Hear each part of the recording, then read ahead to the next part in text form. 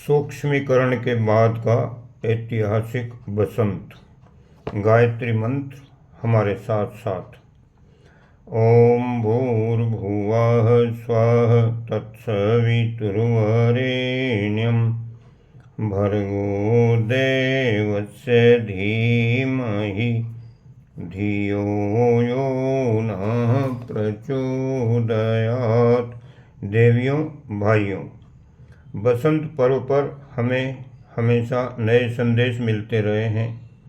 जिस सत्ता के साथ हमारा बड़ा घनिष्ठ संबंध है और जिसकी आज्ञा से हमारा सारा जीवन व्यतीत हुआ है, जिसको हमने अपने आपे का समर्पण किया है, उस समर्पण वाली शक्ति ने हमसे ये वादा किया था कि बसंत पंचमी के समय पर हर साल का एक कार्यक्रम बनाकर भेजा करेंगे।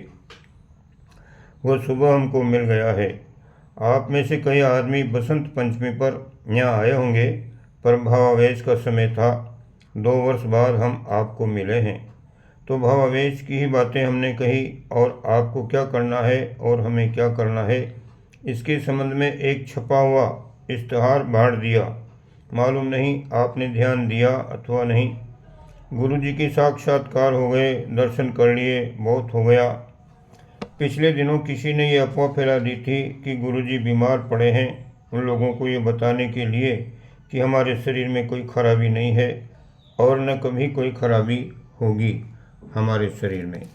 अगर कभी हमारी मृत्यु हुई तो आप ये समझना कि गुरुजी का ट्रांसफ़र हुआ है, किसी महत्वपूर्ण काम के लिए उनको भेज दिया गया है, और जो काम अभी हम स्थूल शरीर से करते हैं उसकी अपेक्षा 100 गुना अधिक काम कर रहे होंगे, क्योंकि शरीर का बंधन ही ऐसा है कि हमको बहुत दूर तक चलने नहीं देता। इसलिए जो काम अभी हम इस शरीर से नहीं कर सकते, उसकी अगर आवश्यकता पड़ी, गुरुदेव को आवश्यकता पड़ी, तो स्थूल शरीर ये सूक्ष्म शरीर में बदल जाने के लिए भले से हम कुछ ऐसा करें। लेकिन फ़िलहाल अभी कुछ ऐसी योजना नहीं है। न हम बीमार हैं और न हमें कोई कष्ट है और न कोई बात है। हम ठीक तरीके से अपनी ये साधना उपासना कर रहे हैं। हमें सूक्ष्मीकरण के लिए कहा गया था, उसी साधना में हम मुस्तैदी से लगे हुए थे। इस बारे में इतना ही कहना काफ़ी है कि हमारे बारे में आपको कोई चिंता करने की बात नहीं है। चिंता तो आपकी हमको करनी है। आप क्यों करेंगे? बच्चे माँ बाप की चिंता क्यों करेंगे कि पिताजी का ये काम कैसे होगा, वो काम कैसे होगा, पिताजी का कर्ज कैसे चुकेगा? बच्चों को क्या पता। पिता को ही ये ध्यान रखना पड़ता है कि अगर हम नहीं रहे या आगे चलकर बच्चे बड़े होंगे तो उनको खिलाने पिलाने का क्या इंतज़ाम करना पड़ेगा, इनके रहने के लिए मकान का, इनके ब्याह शादी का क्या इंतज़ाम करना पड़ेगा, इनके काम धंधे का क्या इंतज़ाम करना पड़ेगा। ये चिंता करना बड़ों का काम है।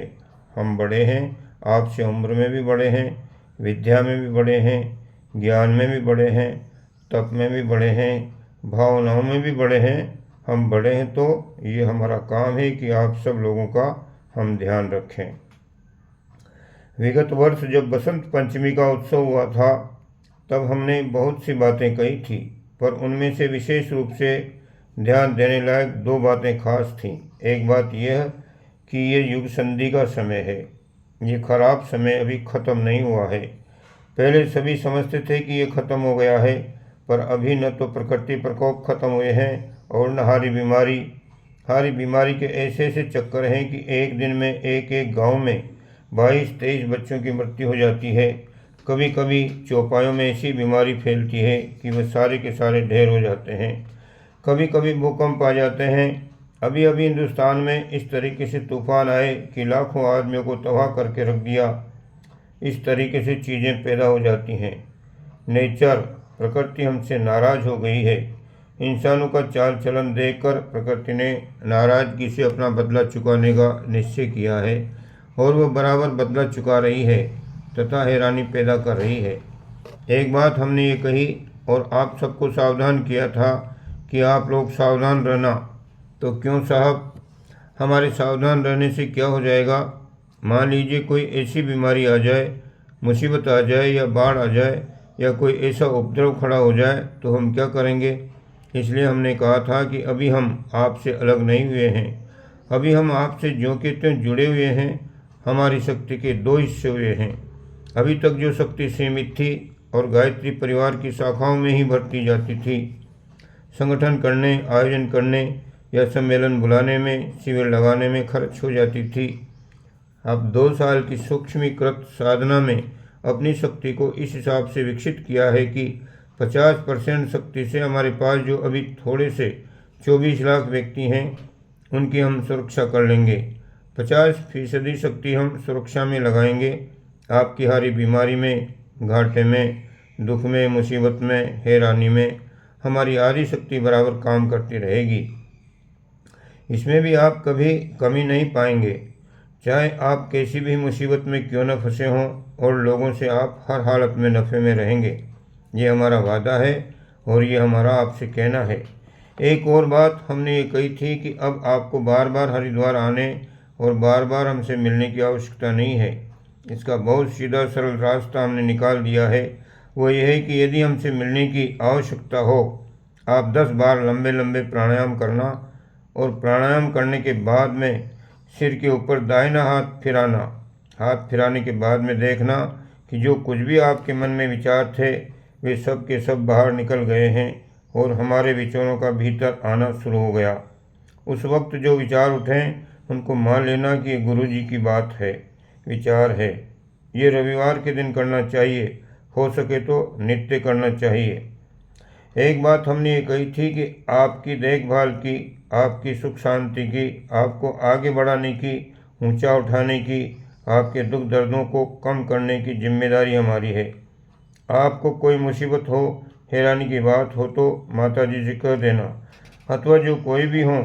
यहाँ हमने 7 सदस्यों की एक टीम बनाई है, ट्रस्ट बनाया है। ये ऐसे हैं जो अपने घर से ही अपना खर्चा चलाते हैं, ऊंची योग्यता के हैं, यहाँ के कामों को बड़ी ईमानदारी और जिम्मेदारी से संभालते हैं। और हमको यकीन हो गया है कि ये आदमी हमेशा अपनी जिम्मेदारियों को संभालते रहेंगे। उनके सुपुर्द हमने ये कर दिया है कि जो कोई भी यहाँ आया करे, उनके हाथों लिख कर दे दिया करे, वो हम तक पहुँच जाएगा और हम आपका काम कर देंगे। ये हम आपसे वादा करते हैं और आपको वचन देते हैं।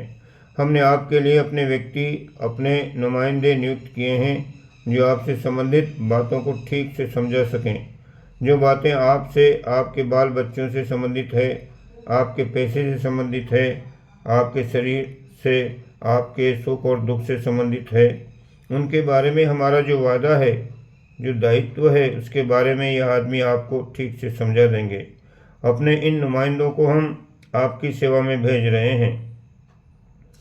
एक बहुत बड़ा काम हमने किया है, यज्ञीय परंपरा का पुनर्जीवन। वैसे तो सारी ज़िंदगी भर हमने बड़े काम किए हैं, हमारा जीवन बड़ा है, हमारे ऊपर बहुत बड़ी जिम्मेदारियां डाली गई हैं। दिमाग तो हमारा बड़ा है ही, पर हमारा कलेजा बहुत बड़ा है। इतना कलेजा है कि हाथी का होगा या व्हेल का, उससे कम भारी कलेजा हमारा नहीं है। हमें वजनदार काम सौंपे गए हैं।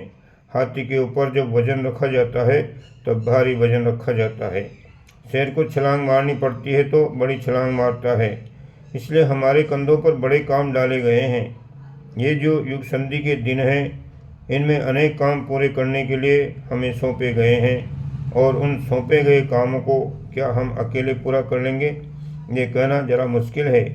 क्योंकि जब रामचंद्र जी ने रावण को मारा था, तब अकेले उन्होंने मारा हो, ऐसी बात कहाँ थी। उनके साथ में नल, नील थे, जामवंत थे, हनुमान थे, अंगद थे, और कितने ही रीछ बांदर थे। सबने मिलकर मारा था।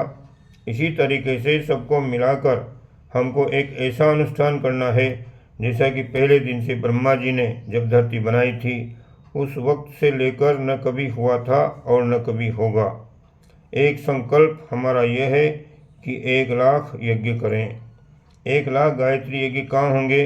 हमारी इच्छा है कि 1 लाख अलग अलग स्थानों पर करें, ताकि हर गांव का वातावरण, हर गांव की सुरक्षा, हर गांव में हमारा और हमारे गुरुदेव का प्राण इस यज्ञ के माध्यम से जा पहुँचे।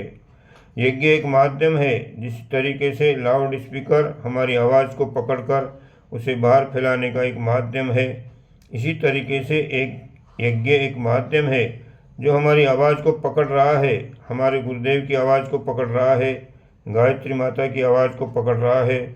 तो गुरुजी आजकल तो पैसे की तंगी है, सूखा पड़ गया है, अकाल पड़ गया है, तूफान आ गया है, कैसे होगा यज्ञ? बेटे, हमने उस हिसाब से इन यज्ञों को रखा ही नहीं है। जो यज्ञ रखे हैं वो ऐसे हैं कि ज़्यादा से ज़्यादा स्थानों में हों और उनमें गरीब से गरीब लोग भी भाग लें। ये यज्ञ सब जगह हो जाएं। इन यज्ञों में ये बात रखी है कि गुड़ जो सब घरों में होता है, उस गुड़ में ज़रा सा घी मिला दीजिए और उसकी बेर जैसी छोटी छोटी गोलियां बना लीजिए। यहाँ से हम अभिमंत्रित की हुई जो हवन सामग्री भेजेंगे उसे उन सबके ऊपर जितनी भी गुड़ की गोलियां बनी हुई हैं उनके ऊपर रख दीजिए और उनसे हवन कर लीजिए। गुरुजी, देवियाँ वेदियाँ कौन बनाएगा? हमको तो बनाना ही नहीं आता। ज़मीन पर चौरस वेदियाँ बनेंगी और उन्हीं पर हवन होगा। यज्ञशाला का सारा सामान हम अपनी जीप गाड़ियों में रखकर भेजेंगे। आपको कुछ नहीं करना पड़ेगा। गुड़ और घी मिलाकर के मुश्किल से 1 रुपये लागत आएगी और उसी से यज्ञ पूरा हो जाएगा। इसमें गरीब आदमी भी 1 रुपया खर्च कर सकता है। इसके लिए आप ये भी कर सकते हैं कि 5 कुंडिये, 9 कुंडिये, 51 कुंडिये यज्ञ के स्थान पर 1 कुंडी यज्ञ से काम चला सकते हैं। इसमें यह भी हो सकता है कि आप 5 कन्याओं को पीले कपड़े पहनाकर भेज दीजिए। ये 5 कन्याएं आपके नुमाइंदों के रूप में, 5 देवियों के रूप में, गायत्री के 5 मुखों के रूप में बैठ जाएंगी और वहीं हवन कर लेंगी। ये छोटा सा हवन है, इसमें आपको कोई सामान इकट्ठा नहीं करना है। केवल गुड़ की 1 डेली और थोड़ा सा घी लाएं, जिससे बेर के बराबर गोलियां बन जाएंगी और उसी से हवन हो जाएगा। इसमें 1 रुपये की लागत आएगी। इस तरीके से हम 1 लाख स्थानों पर यज्ञ करेंगे और ये यज्ञ आपको कराने हैं। इसके लिए आपको 5 नई जगह बनानी है।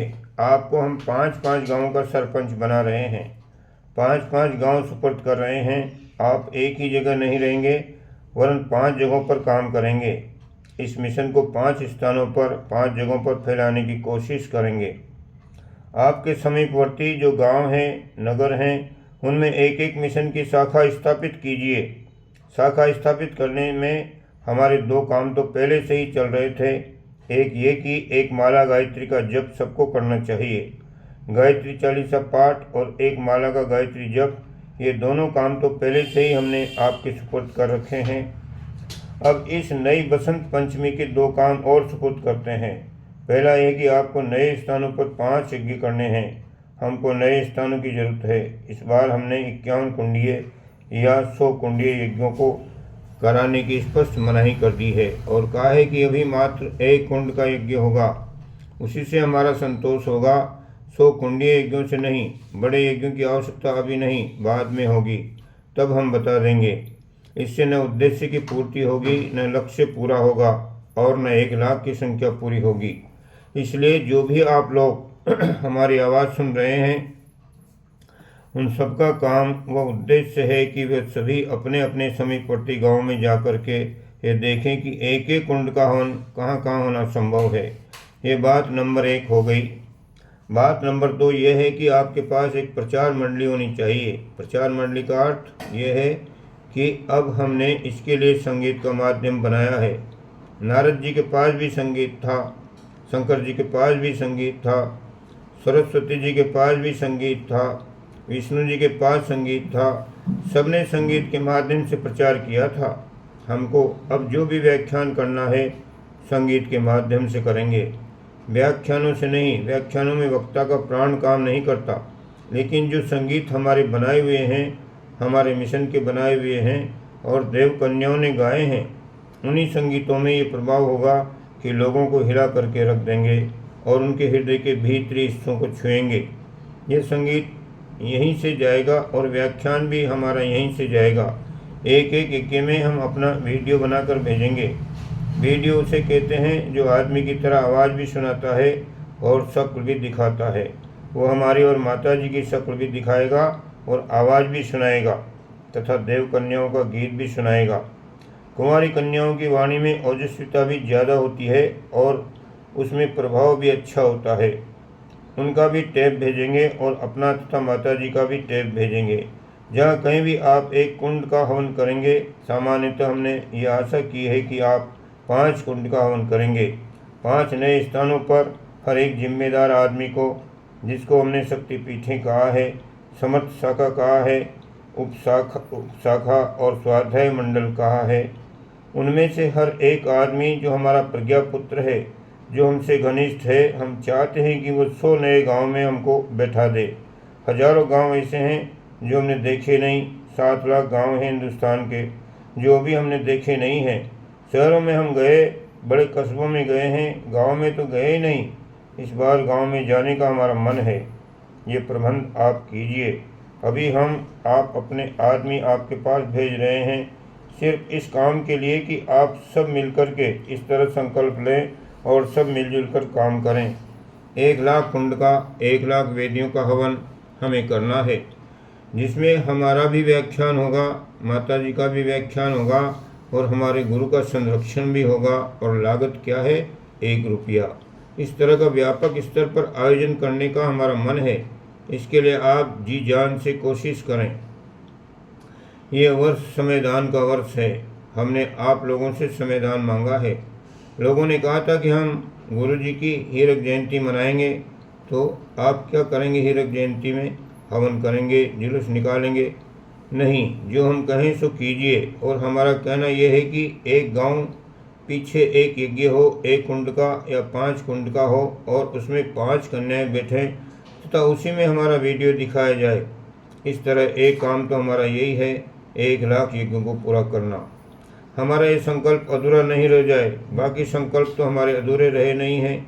चारों वेदों के भाष्य का संकल्प अधूरा नहीं रहा, 1000 कुंडी यज्ञ का अधूरा नहीं रहा।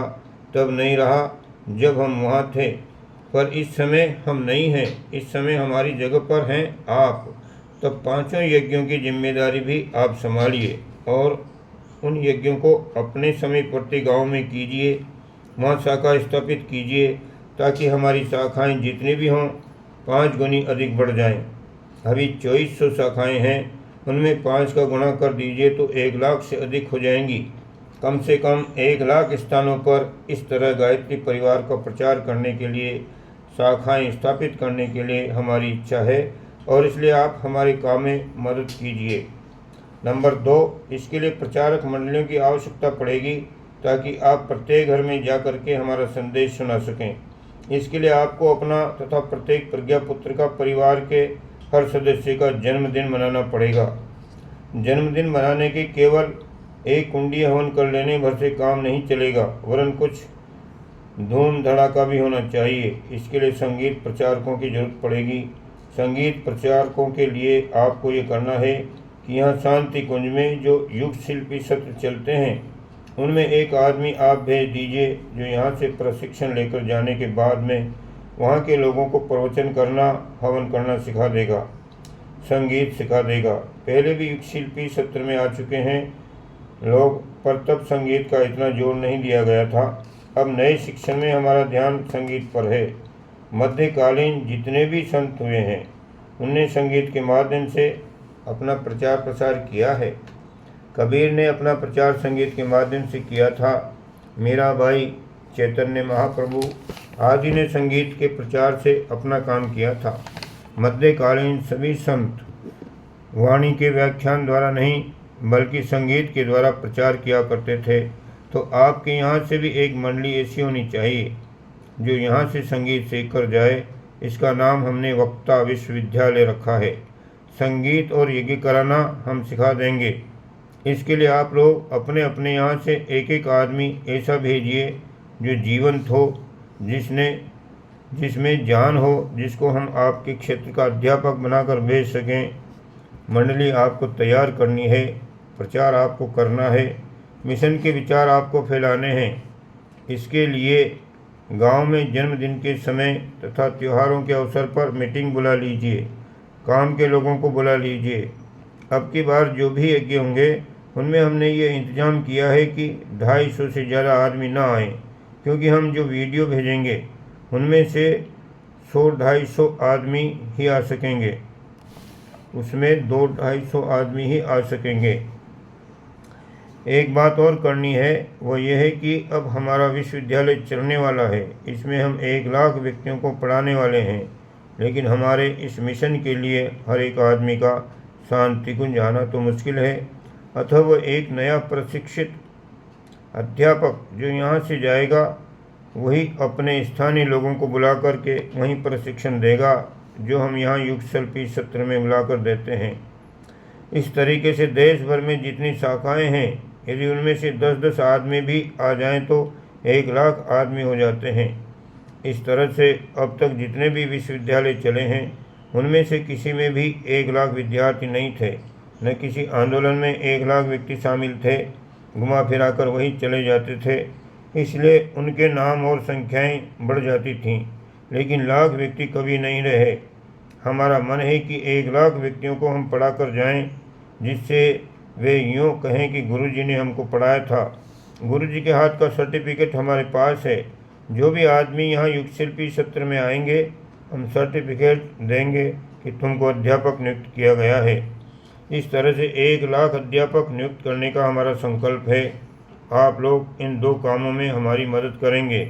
अब शांति कुंज से हम अपने आदमी इसलिए भेज रहे हैं कि जो भी जीवंत आदमी है, प्राणवान आदमी है, वे इस बात का संकल्प लें कि हीरक जयंती वर्ष में इस कार्य को हम करेंगे ही। जो भी काम आप करें उसका पानी लेकर संकल्प कीजिए। वो संकल्प हमारे पास आ जाएगा और तब समाधान होगा। 2-3 काम और हैं जो आपको करने हैं। हरितिमा संवर्धन के लिए जो आपको करने हैं, हरितिमा संवर्धन के लिए कुछ पेड़ भी लगाए जाने चाहिए। जड़ी बूटी औषधालय हमारे यहाँ है, हम चाहते हैं कि वो भी आपके यहाँ हो जाए। अभी जो हम सामग्री बाहर से मंगाते हैं, उसके पेड़ पौधे आप अपने खेतों में खुद पैदा कर लें और उसी को कोट पीस कर प्रयुक्त कर लिया करें। इस तरह के कई काम हैं जो आप कर सकते हैं। आपके पास कमरे हों तो छोटे बच्चों के स्कूल चला सकते हैं। जगह न हो तो आप किराए पर ले लीजिए, किसी से एक कमरा मांग लीजिए और कह दीजिए कि जितने समय तक हमारे काम आएगा उतने समय तक मिशन का है, से सारे समय आपका। चाहे जैसा उपयोग कीजिए, या फिर कोई धर्मशाला में एक कमरा ले लीजिए, कोई मंदिर टूटा फूटा हो उसकी मरम्मत करा लीजिए तो उसका जीर्णोद्धार भी हो जाएगा। अब तक 2400 शक्तिपीठें बनाई हैं, जिसमें से किसी किसी में लाखों रुपए लगे हैं। वे हैं तो सही, पर उन्हें अपने स्थान पर रहने दीजिए।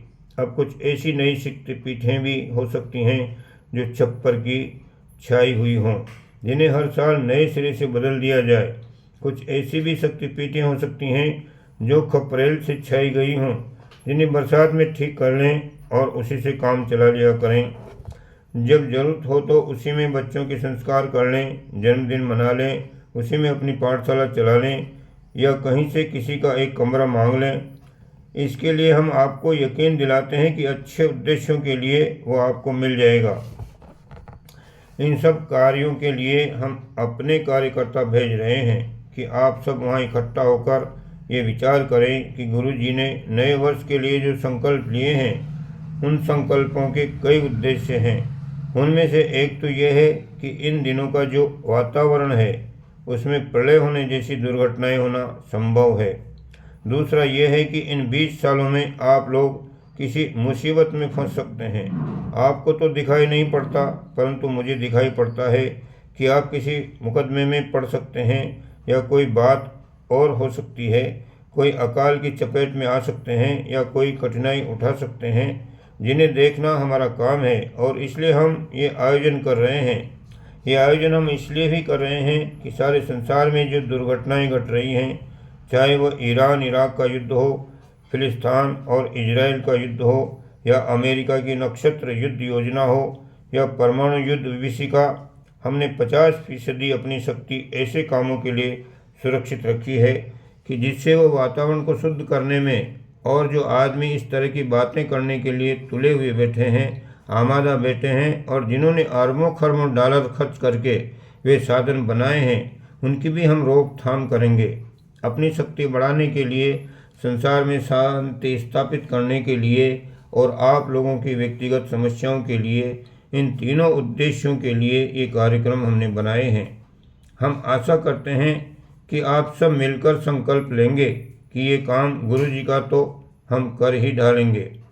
मित्रों, हम चाहते हैं कि जो वजनदार काम हमारे गुरु जी ने हमारे जिम्मे सौंपा है, उस वजनदार काम को पूरा करने में हम समर्थ हो सकें।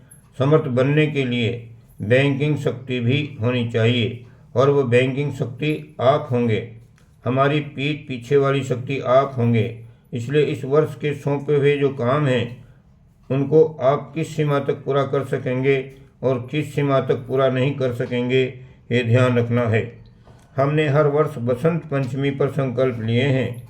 अब की बार ये आपसे संकल्प करने के लिए कहते हैं कि आप क्या करेंगे।